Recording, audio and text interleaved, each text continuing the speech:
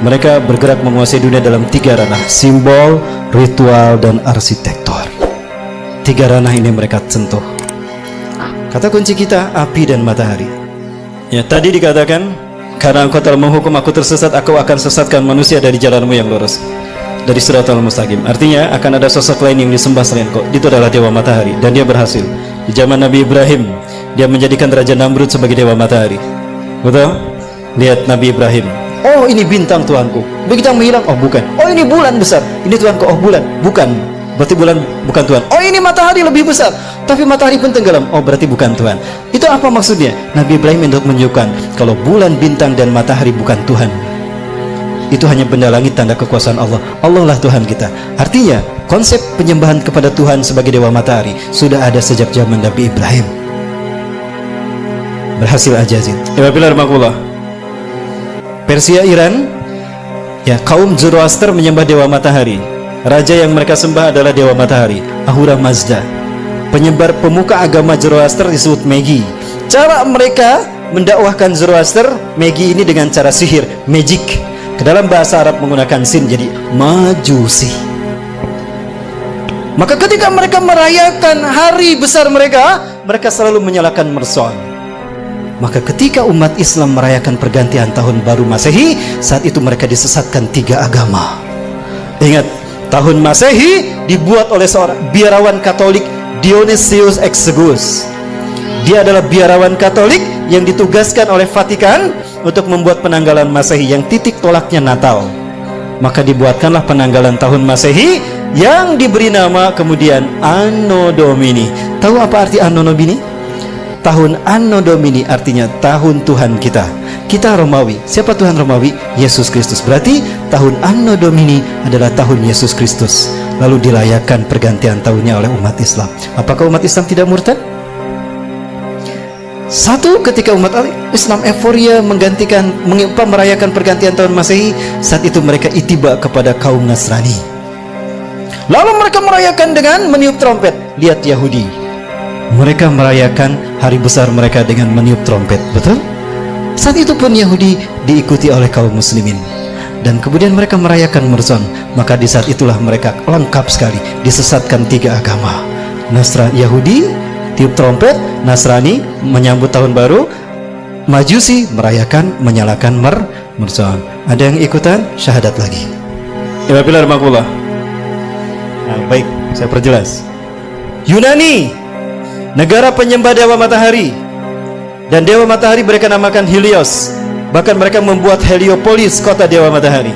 Yunani, ketika mereka merayakan hari besar mereka menyembah dewa Helios, mereka melakukannya dengan pawai obor keliling negeri.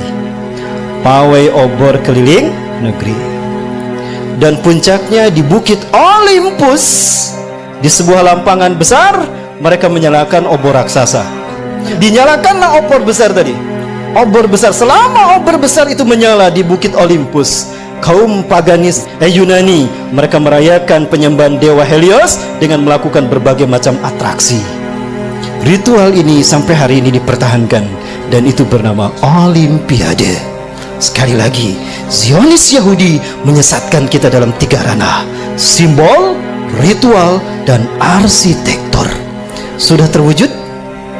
Tingkat dunia Olimpiade, tingkat benua ASEAN Games, tingkat nasional PON, tingkat daerah Porda.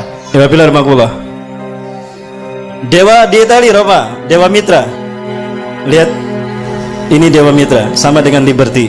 Ada matahari di kepalanya. Patung Liberty pegang apa? Obor, kan? Berubah tidak? Tidak. Inilah yang dikatakan iblis. Fabima akhwatani ila aqudan lahum siratal mustaqim.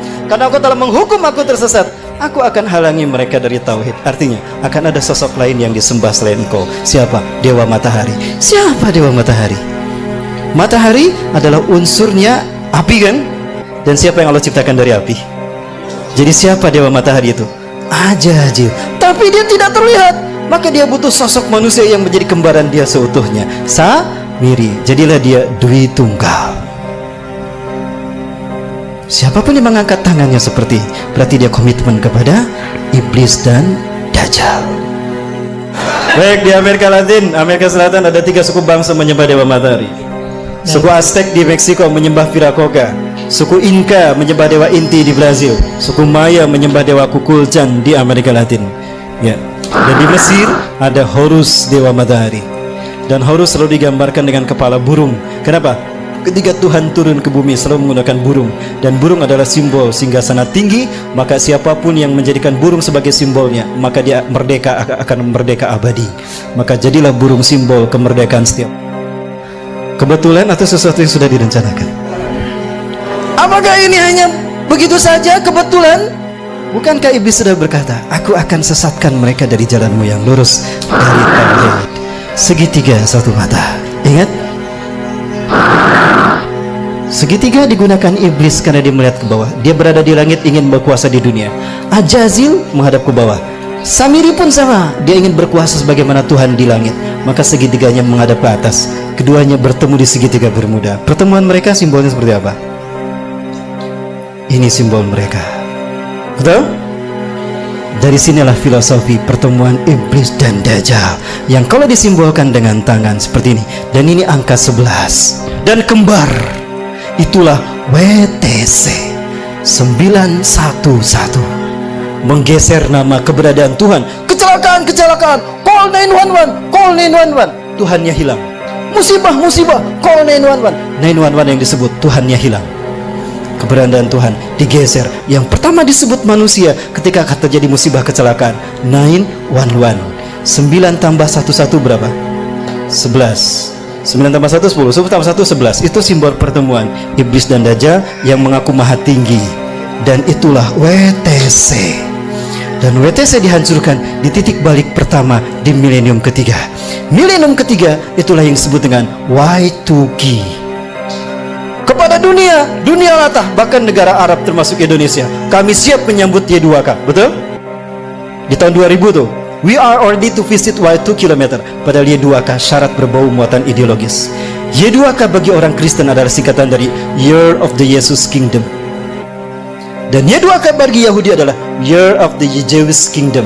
Artinya 1000 tahun terakhir sebelum hari kiamat, itu adalah tahun bagi berdirinya singgasana Tuhan di muka bumi. Cirinya apabila sapi berwarna merah sudah lahir. Sudah lahir belum?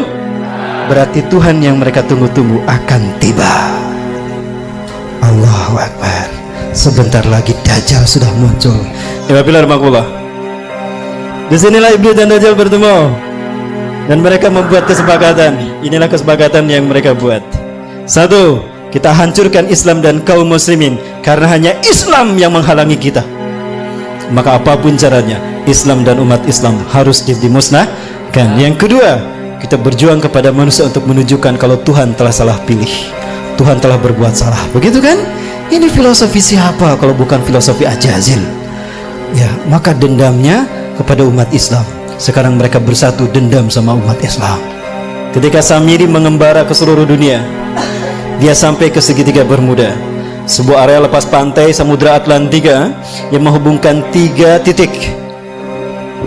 Florida, ada Miami di sana, ada Puerto Rico, dan ada Bermuda. Segitiga ini adalah tempat di mana Ajazil membangun istananya dari kristal cahaya. Itulah kenapa siapapun yang lewat kena hilang. Sebetulnya tidak hilang, ada, cuma tertutup dengan kristal cahaya. Begitulah cara David Copperfield menghilangkan patung Liberty. Begitu pula cara David Blank menghilang. Dia tidak menghilang, tapi dia bersinergi, bersenyawa dengan jin, sehingga kristal cahaya menutup pandangan kita, sehingga dia tidak terlihat, nyaris tidak terlihat. Dan itu pula yang terjadi ketika Nabi Muhammad SAW menghilang di Madinah 8 jam, tiba-tiba muncul lagi di tengah-tengah sahabat, karena bersentuhan memasuki alam jin. Ketika kita masuk ke dimensi jin berada, maka kita tidak akan terlihat saat itu. Dan di sana berdiri singgasana iblis yang terbuat dari kristal cahaya. Nah, di pertemuan itu Ajazil sangat gembira ketika Samiri datang. Come here Sam, come here Sam. Samiri, Ajazil selalu memanggil seseorang dengan satu suku kata pertama. Come here Sam, come here Sam. Kemari Sam, kemari Sam. Apa kata Ajazil? Di hadapan pengikutnya Ajazil berkata, hari ini adalah hari yang aku tunggu-tunggu sejak Allah menurunkan aku dari surga ke dunia, di mana aku dipertemukan dengan saudara kembarku. Panggillah dia oleh kalian sebagai Paman Sam. Nyambung tidak? Nyambung dengan Amerika. Inilah jawaban kenapa Amerika menjadi negara superpower, kenapa dia intervensi urusan negara orang lain. Dan kenapa dunia seolah takut tidak mau menghukum Amerika dan Israel? Karena Amerika adalah negara bentukan Dajjal. Saya yakin dengan